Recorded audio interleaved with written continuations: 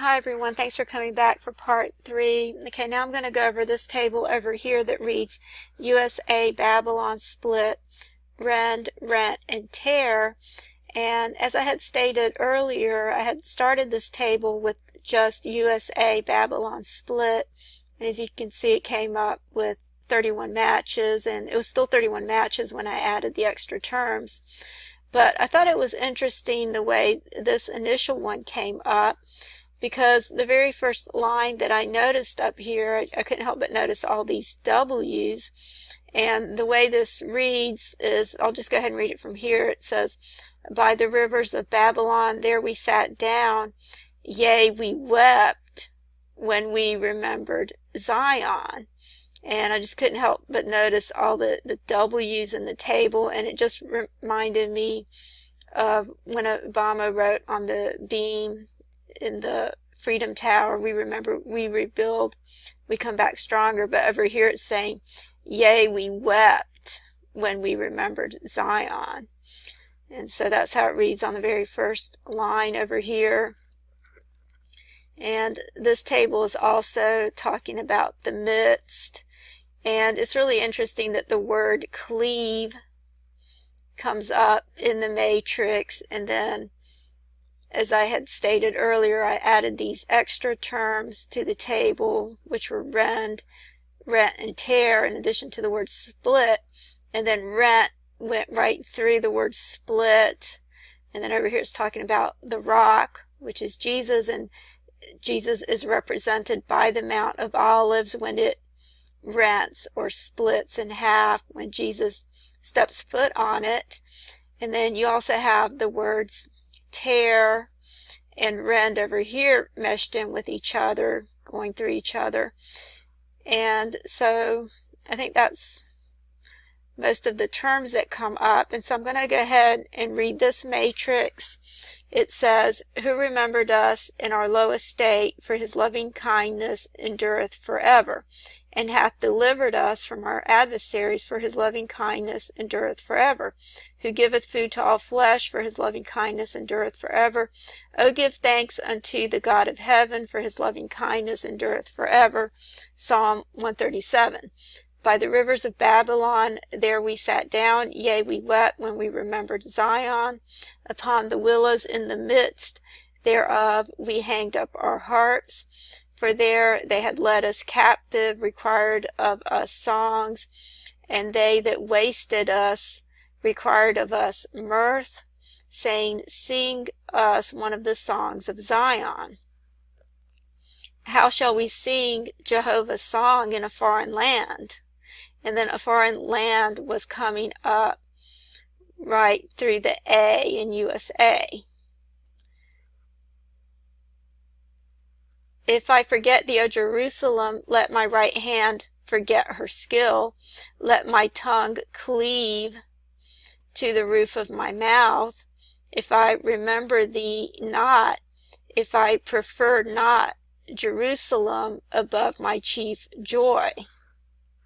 Remember, O Jehovah, against the children of Edom, the day of Jerusalem, who said, raise it, even to the foundation thereof. O daughter of Babylon, that art to be destroyed, happy shall he be that rewardeth thee as thou hast served us. Happy shall he be that taketh and dasheth thy little ones against the rock. Psalm 138, a psalm of David. I will give thee thanks with my whole heart before the gods. I will sing praises unto thee. I will worship toward thy holy temple, and give thanks unto thy name for thy loving kindness and for thy truth, for thou hast magnified thy word above all thy name. And so I thought that was interesting, where it said, raise thee, because this is exactly how it's described in Zechariah 14, when the Mount of Olives splits, and then everything is made into a plain. And this is also what Natan had said in his testimony.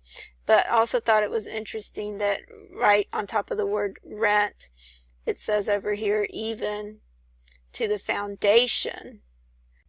And this is also reminiscent of Zechariah 4, which, as I've explained before, I believe is a parallel to Zechariah 14, that they're both talking about the same thing. But over here in Zechariah 4:7, it says, "Who art thou, O great mountain? Before Zerubbabel thou shalt become a plain, and he shall bring forth the headstone thereof with shoutings, crying, Grace, grace unto it." And so the great mountain that it's talking about here is actually the entire earth, because if you look over here in Zechariah 14:10, it says, "All the land shall be turned as a plain from Geba to Rimmon, south of Jerusalem. It shall be lifted up and inhabited in her place from Benjamin's gate unto the place of the first gate, unto the corner gate, and from the tower of Hananeel unto the king's winepress." So it's talking about all the land being turned into a plain. And if you go to Daniel 2, starting from verse 34, it says, "Thou sawest that till that a stone was cut out without hands, which smote the image upon his feet that were of iron and clay, and brake them to pieces.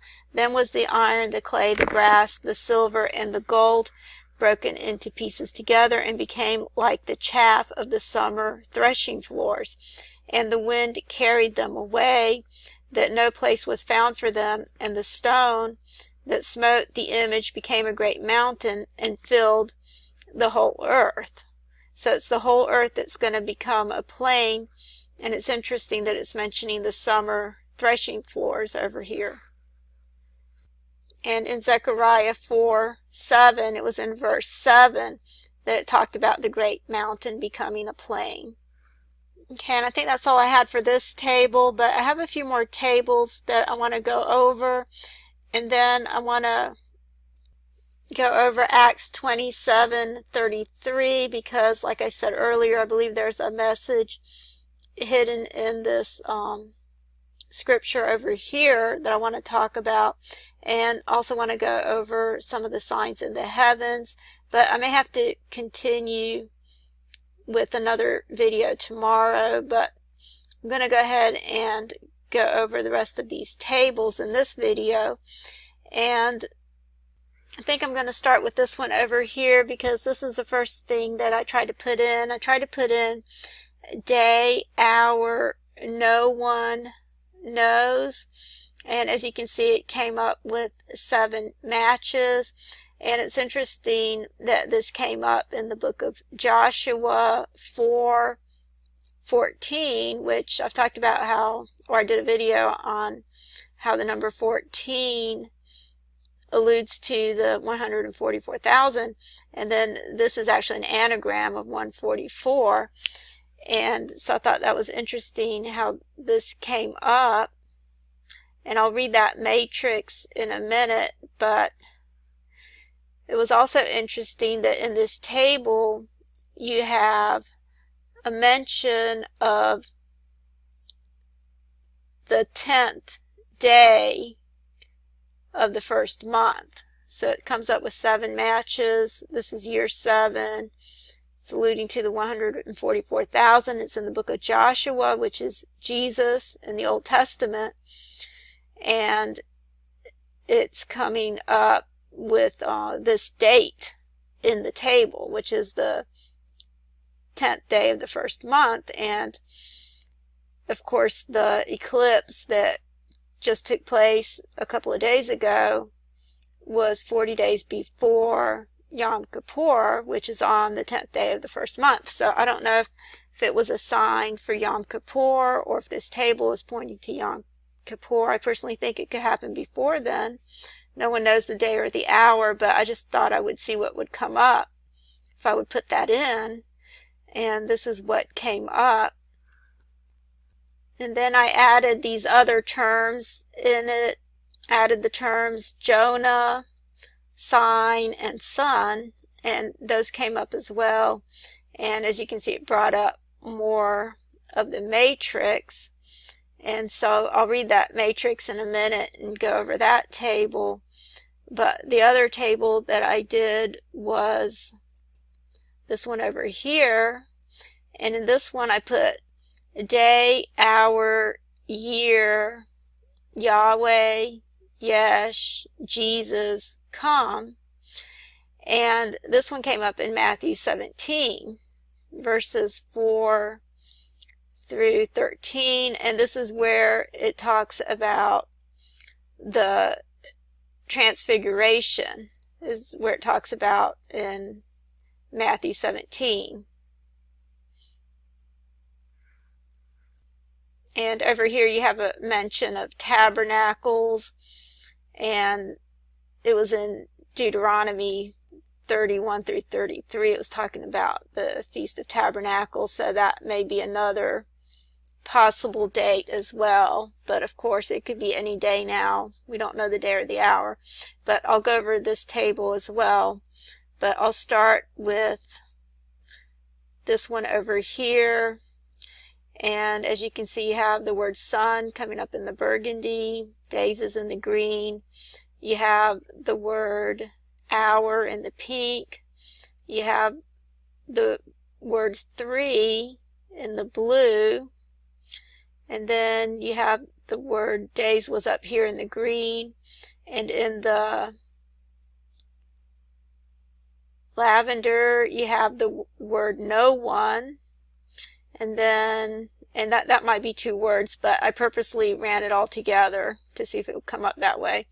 And then I put in the word knows, and that came up over here. And then the word sign came up in the green. And Jonah was coming up over here in the yellow with the letters J, O, and it looks like the N is sharing the N and no one, and then A is over here and H is over here. So you have Jonah coming up in this line over here, or these 2 lines over here. And then it's right above the Ark of the Covenant. And then over here it's talking about the midst of the Jordan, which again I believe is prophetic. And I could talk about that a little bit more. But I'll go ahead and read the matrix. It says, on that day Jehovah magnified Joshua in the sight of all Israel, and they feared him as they feared Moses all the days of his life. And Jehovah spake unto Joshua, saying, command the priests that bear the ark of the testimony, that they come up out of the Jordan. Joshua therefore commanded the priests, saying, come up ye out of the Jordan. And that's in verse 17. And it came to pass, when the priests that bear the ark of the covenant of Jehovah were come up out of the midst of the Jordan, and the soles of the priests' feet were lifted up unto the dry ground, that the waters of the Jordan returned into their place and went over its banks as aforetime. And the people came up out of the Jordan on the 10th day of the 1st month, and encamped in Gilgal on the east border of Jericho. And those 12 stones which they took out of the Jordan did Joshua set up in Gilgal. And he spake unto the children of Israel, saying, when your children shall ask their fathers in time to come, saying, what mean these stones? Then let your children know, saying, Israel came over this Jordan on dry land. For Jehovah your God dried up the waters of the Jordan from before you, until ye were passed over, as Jehovah your God did to the Red Sea, which he dried up from before us, until we were passed over. And all the peoples of the earth may know the hand of Jehovah, that it is mighty, that ye may fear Jehovah your God forever.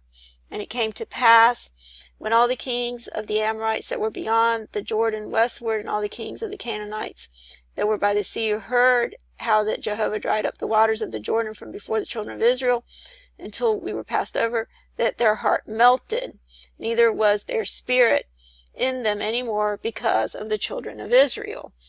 And so I'm about out of time in this video, so I'll have to continue with the other table in the next video. So thanks for watching, and God bless you.